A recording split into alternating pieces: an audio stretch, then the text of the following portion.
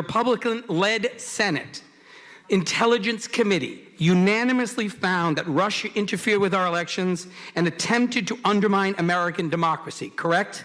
And I said so too. Is it ever appropriate, sir, for the president to solicit or accept foreign assistance in an election? It depends what kind of assistance. Is it ever appropriate for the president or presidential candidate to accept or solicit foreign assistance of any kind in his or her election? No, it's not appropriate. Okay, I'm glad. Sorry you had to struggle with that one, Mr. Attorney General. Ever appropriate, Mr. Barr, for officers to use force against peaceful protesters, yes or no? Not against peaceful protesters. So you also don't mention in your statement today or your testimony that federal officers have even tear-gassed elected representatives. County Commissioner Sharon Myron confirmed firsthand, last night I was tear-gassed by a federal occupying force. I saw throw canisters of poison without warning into a nonviolent crowd, including elders and the vulnerable. And on July 23rd, the mayor, Ted Wheeler, was tear-gassed. He called the tactics of the officers abhorrent. These are elected representatives with grave concerns that officers are using abhorrent tactics, including tear-gassing elderly, nonviolent Americans. So let me ask you, sir, do you think it's ever appropriate to use tear gas on peaceful protesters, yes or no? Well, the problem in these things sometimes occur because it's hard to separate people who Mr. Barr, my question is very specific. Do you think it is ever appropriate to use tear gas on peaceful protesters? It is, yes or no? It is appropriate to use tear gas when it's indicated to disperse on peaceful protesters. To disperse an unlawful assembly, and sometimes, unfortunately, peaceful protesters are affected by it. General Barr, you started your testimony with eloquent words about the life and legacy of John Lewis, fighting systematic racism, voter intimidation, civil rights.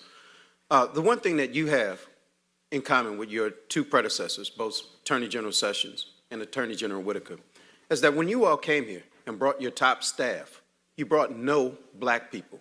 That, sir, is systematic racism.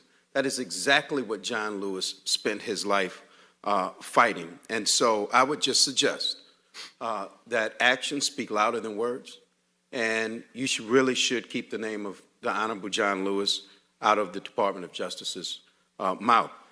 Let me also say, you mentioned bogus Russiagate.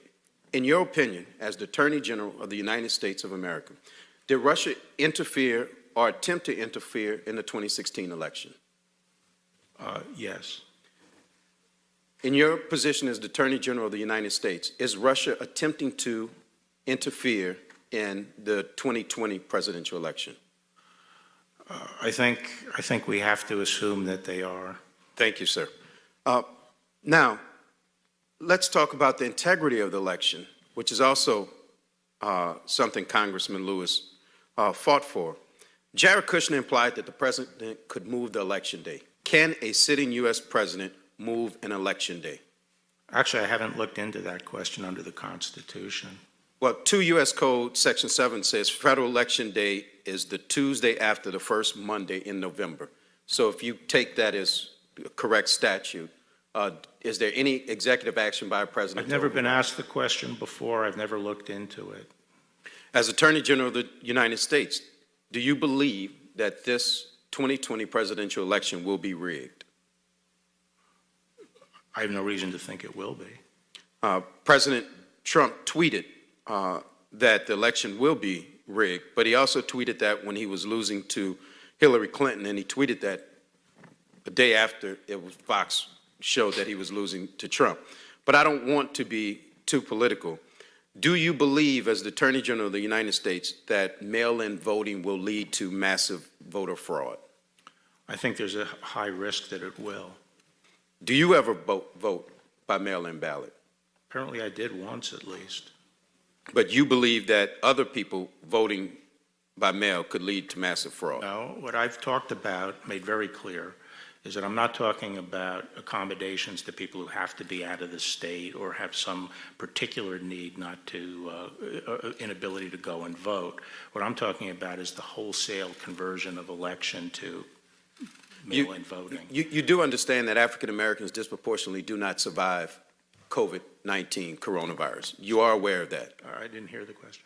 you are aware that African Americans, black people, disproportionately die from COVID-19 coronavirus, correct?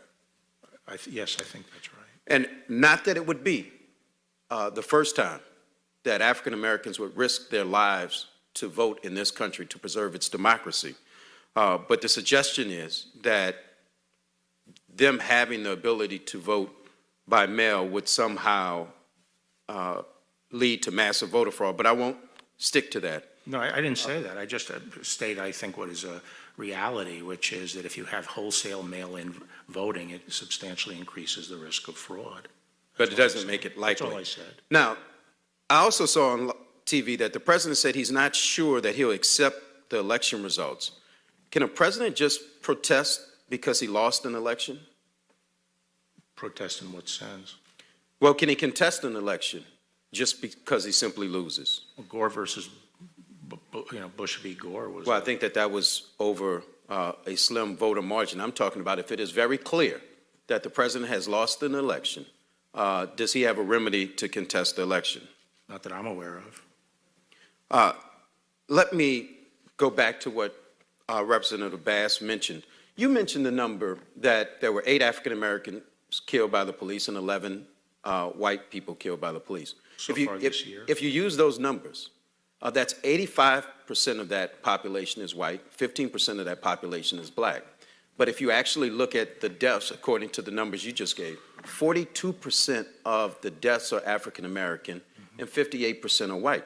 That is a glaring disparity in terms of population, and I just give you those numbers. Well, not necessarily. Because you I have to adjust it by the race of the criminal perpetrator. No, I just did that for you. I'm using your numbers, and according to your numbers, African Americans are 4 or 5 times more likely than their percentage of the population to be killed by police than their white counterparts. I just wanted to give you that based on your numbers. Actually, the studies I've seen have suggested 2 things. One, that in fact, police are less likely to shoot at a black suspect, a little bit more likely to shoot at white. However, that police are more inclined to use non-lethal force in a contact with an African-American suspect. So those are in terms of the statistics, that's what it looks like to me. Any data that you have that shows that African-Americans are less likely to die at the hands of police or be shot or shot at, to me, is a incorrect analysis. But I am interested in seeing it. So if you have it, please see it. I won't call it any names. But if that data exists, I would be more than happy to see it. And since you're sending me that data, can you send me the data of African Americans within the Department of Justice? How many you have in leadership ranks all the way down? Thank you, and I yield back.